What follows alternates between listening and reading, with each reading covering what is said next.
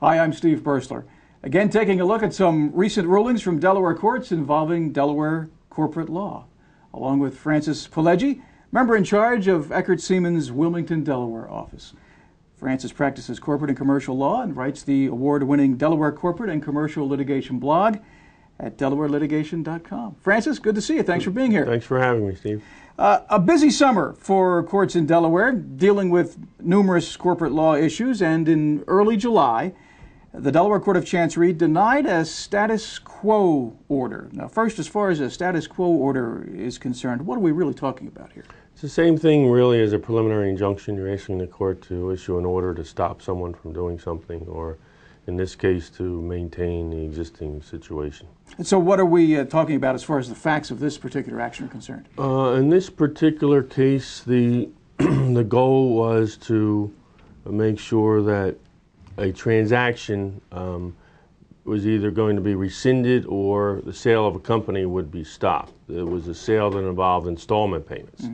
And the concern was, or the argument was, because the company that was sued was in poor financial condition, there was a risk that if you waited until the trial was over, and if the plaintiff won, that the defendant would not be able to pay and the plaintiff would not be able to collect.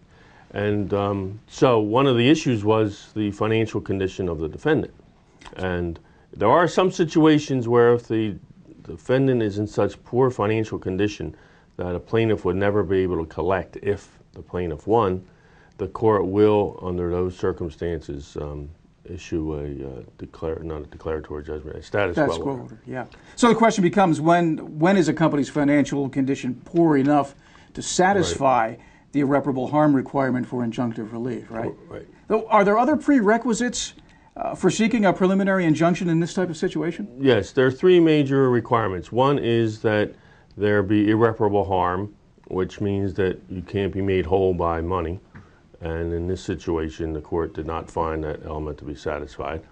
Another one is there's a reasonable probability of success on the merits, so you basically are guessing how the trial will end up. And the third is what's called a balance of equities. And the best way to describe that is there would be more harm if the order were not granted as opposed to granting it. And so in this case, of course, the court denied the request for the status quo order because of the poor enough. Right. There's a lack of irreparable harm. Thank you. That's the word. Yeah. Well, if you're a practitioner, where would you find the guidelines to help steer you through these prerequisites? Well, there are a couple of places. The opinion itself in this case has all the elements described. You can also go to various treatises, practice manuals that are available to describe. The Court of Chancery, in an action against Lockheed Martin Corporation, recently bifurcated the case into two phases. Why did they do that, and what are the factors that are used in determining bifurcation under Delaware law? Well, the situation in this case involved a bifurcation between liability and damages. And this was a very complicated case, and it might be best to answer your question by way of example. Because it was very complicated, let's say the trial would have lasted 6 weeks. And in this situation, there was not a lot of overlap between the evidence that was necessary to prove liability and the evidence that would be presented for damages. So the court determined that if the court just held a trial on the liability aspect first, if liability was not proved, then you wouldn't need to spend another 3 weeks in trial talking about damages. I guess the fact that it was such a complicated case really helped to make this an easier decision to bifurcate. Correct. If it was a one-day trial and you could do damages and liability in one day, then it wouldn't be much of an issue. In addition, recently, the state Supreme Court in Delaware reversed a Court of Chancery decision interpreting a Brophy claim.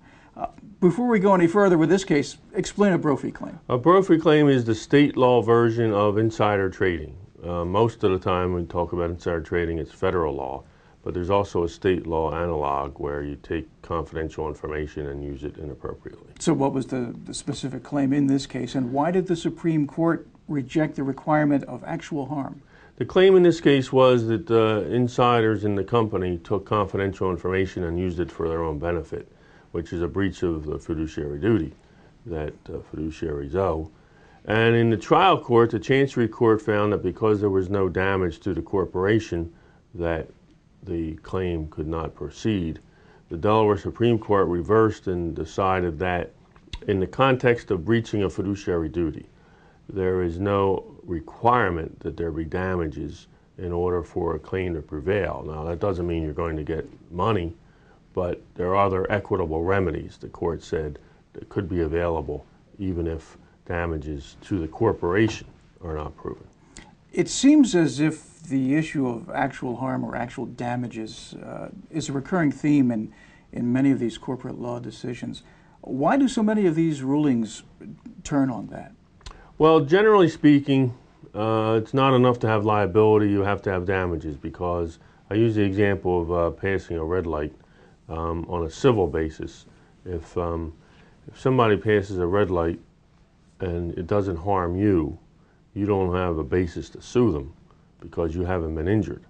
I'm talking about a private case, not a policeman stopping you. Right. But if someone passes a red light and they broadside you and they do serious damage to you and your car, then of course you have a claim against them. Actual damages. Actual damages. In this case, it's a little bit different. The court said because the breach of fiduciary duty is so important, we're going to allow the claim to go forward even if you can't prove money damages, because there might be some other equitable remedy that the court could impose. These are, in many cases, very complicated cases, but interesting ones, and people can read more about them, as well as other issues, along with links to the decisions themselves, on the Delaware Corporate and Commercial Litigation blog, which is located at DelawareLitigation.com. Francis, as always, it's great to have you here. Thank you so much. I'm Steve Bursler. Thank you for watching.